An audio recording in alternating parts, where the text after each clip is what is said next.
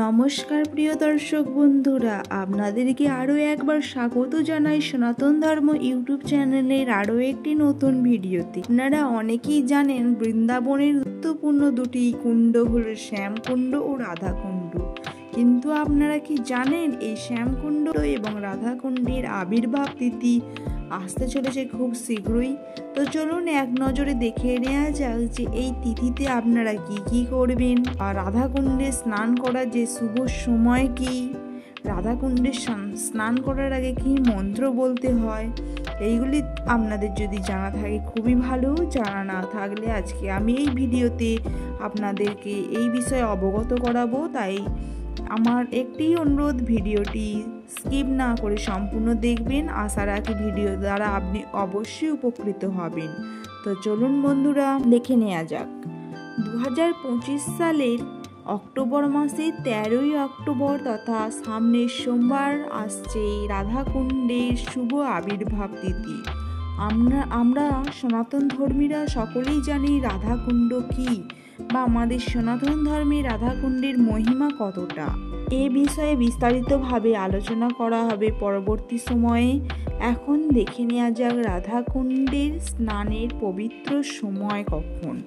রাধাকুণ্ডে স্নান সর্বদা মধ্যরাত্রে করা হয় এবং এটি কেন করা হয়, এর পেছনে কি বিস্তারিত ঘটনা সেটিও আলোচনা করা হবে আজকের এই ভিডিওতে। তো 13ই অক্টোবর সোমবার রাধাকুণ্ডে স্নান করার যে বিশেষ সময় সেটি হচ্ছে 11:42 থেকে 12:32 পর্যন্ত। আপনারা যতটা সম্ভব চেষ্টা করবেন এই সময়ের ভেতর রাধাকুণ্ডে অবগাহন করার, অবশ্যই শুভ ফল লাভ করবেন। আপনারা যদি বৃন্দাবন থেকে এই ভিডিওটি দেখে থাকেন অবশ্যই কমেন্ট করে জানাবেন, এবং কে কোন কোন মহান জন এই দিন রাধাকুণ্ডে স্নান করেছেন সেটিও আমাকে কমেন্ট করে জানাবেন। তো চলুন বন্ধুরা এবার দেখে নেওয়া যাক রাধাকুণ্ডের মহিমা, রাধাকুণ্ডের আবির্ভাব তিথি। আমরা সকলেই জানি যে মহারাজ কংস ওনার শত্রু তথা কৃষ্ণকে হত্যা করার জন্য একাধিক অসুরকে প্রেরণ করতেন।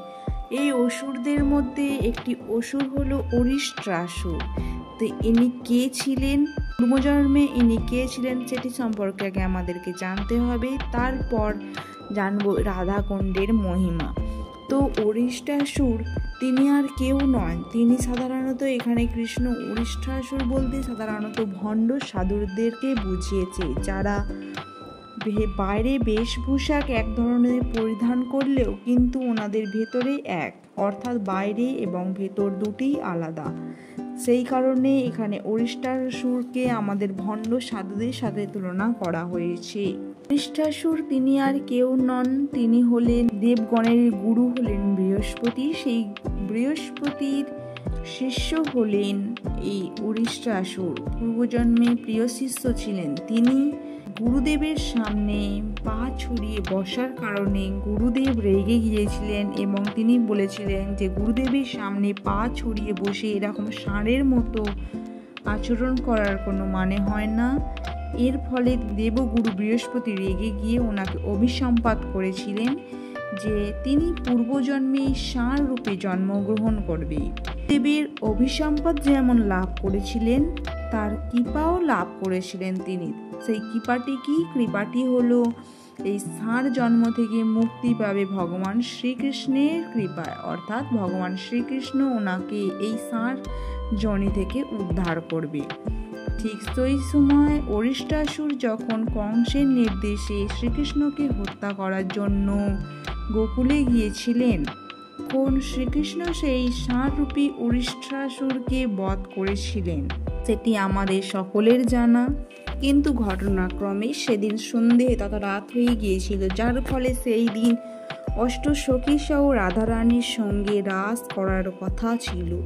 যখন তিনি রাস করার উদ্দেশ্যে যাচ্ছিলেন তখন অষ্টসখীগণ ওনাকে আটকে বলেছিল আপনি আর আমাদের সঙ্গে রাসে যেতে পারবেন না, কারণ আপনি হত্যা করেছেন একজন পশুকে। তা এই হত্যা থেকে মুক্ত তথা পবিত্র হওয়ার উপায় কি, আপনাকে সর্বস্ত তীর্থে অবগাহন করতে হবে তথা সর্বত্র গঙ্গায় আপনাকে স্নান করতে হবে, তবেই আপনি এই পাপ থেকে মুক্ত হতে পারবেন, তবেই আপনার সঙ্গে আমরা আবার রাসে করতে পারবো। সেই কথা শোনা মাত্রই ভগবান শ্রীকৃষ্ণ ওনার শ্রীচরণের গোড়ালি দ্বারা ভূমিতে আঘাত করে একটি বিশাল আকৃতির গর্ত খনন করলেন এবং সেই বিশাল গর্তে তিনি সর্বত্র সমস্ত পবিত্র নদীকে আহ্বান করলেন। তো পবিত্র নদী, 7টি পবিত্র নদী, সেটি কি? গঙ্গা, যমুনা, সরস্বতী, নর্মদা, সিন্ধু, কাবেরী সহ এই প্রকার 7টি পবিত্র নদীকে আহ্বান করলেন এবং সেখানে তিনি এক বিশাল কুণ্ডের রচনা করলেন। তখন তিনি সেই কুণ্ডে অবগাহন করে পবিত্র হলেন।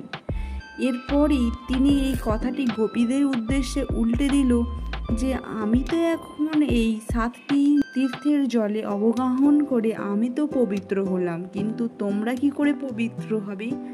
তো কোনোদিনও কোনো তীর্থেও যাওনি, কোনো পবিত্র নদীতে স্নানও করনি। সেই কথা শুনে গোপীগণ করলেন সেটি দেখা যাক। ভগবান শ্রীকৃষ্ণ তখন গোপীগণরা চাইলে আমার এই শ্যামকুণ্ডে অবগাহন করতে পারেন, কিন্তু গোপীরা সেই কথা শুনে রাজি হননি। ওনারা বলেছিলেন আমরা নিজেরা নিজেদের একটি কুণ্ড খনন করব। ঠিক সেই সময় শ্যামকুণ্ডের পশ্চিম ভাগে একটি বিশাল গর্তের সৃষ্টি হয়েছিল। সেই গর্তটি সৃষ্টি কিসের দ্বারা হয়েছিল? তা হয়েছিল অরিষ্টাসুরের খুরের দ্বারা, এবং সেই গর্তটিকে আরও একটি বৃহৎ আকৃতির রূপ দান করার জন্য সমস্ত গোপীগণ রাধারানীর নেতৃত্বে ওনাদের বালা কঙ্কন দ্বারা সেই গর্তটিকে আরও একটি বড় আকার দিয়েছিলেন এবং এতেই এবার পালা আসে জল ভরার। তো জল কোথা থেকে ভরবেন? তখন সেই সময় ভগবান শ্রীকৃষ্ণ বলেছিলেন আপনারা চাইলে আমার এই শ্যামকুণ্ডের জল দ্বারা তোমাদের এই কুণ্ড ভর্তি করতে পারো। তখন কিন্তু গোপীরা রাজি না হয়ে ওনারা কলসি নিয়ে মানসী গঙ্গা থেকে জল আনতে উদ্যত হন।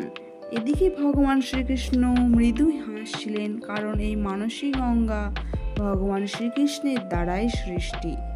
যখন সমস্ত গোপীগণ কলসি দ্বারা মানসী গঙ্গা থেকে জল এনে ক্লান্ত হয়ে জীর্ণ হয়ে পড়েছিলেন, তখন ভগবানের ইচ্ছাতেই সমস্ত তীর্থগণ দেবতাগণ মূর্তি রূপ ধারণ করে রাধারানীর কাছে এসে নতমস্তক হয়ে বলেছিলেন হে মাতা, আমাদেরকে আপনার সাহায্য করার সুযোগ করে দিন।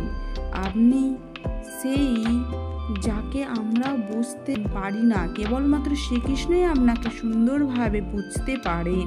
তা শুনে রাধারানী ওনাদের মর্যাদা রাখার জন্য সমস্ত তীর্থের কৃপাকে ওনার রাধাকুণ্ডে স্থান দিয়েছিলেন। তখন এই সপ্তমীর এই নির্মিত কুণ্ডটিকে পরিপূর্ণ করলো। পরবর্তীকালে যখন এটি পরিপূর্ণ হলো, তখন গোপীরা এই রাধাকুণ্ডে অবগাহন করলো এবং শ্রীকৃষ্ণও বললেন যেহেতু রাধারানী আমার অধিক প্রিয়, সেই কারণে আমিও এই রাধাকুণ্ডে অবগাহন করব। অপরদিকে রাধারানীও বললেন যেহেতু শ্রীকৃষ্ণ আমার অধিক প্রিয়, সেই কারণে আমি শ্যামকুণ্ডে অবগাহন করব। এর থেকে কি বোঝা যায়? রাধারানীর কৃপা লাভ করতে হলে আমাদের শ্যামকুণ্ডে অবগাহন করা উচিত। শ্রীকৃষ্ণের কৃপা লাভ করতে হলে আমাদেরকে রাধাকুণ্ডে অবগাহন করা উচিত। তো এই ছিল আজকে শ্যামকুণ্ডের আবির্ভাব তিথির মহিমা এবং অরিষ্টাসুর বধের মহিমা।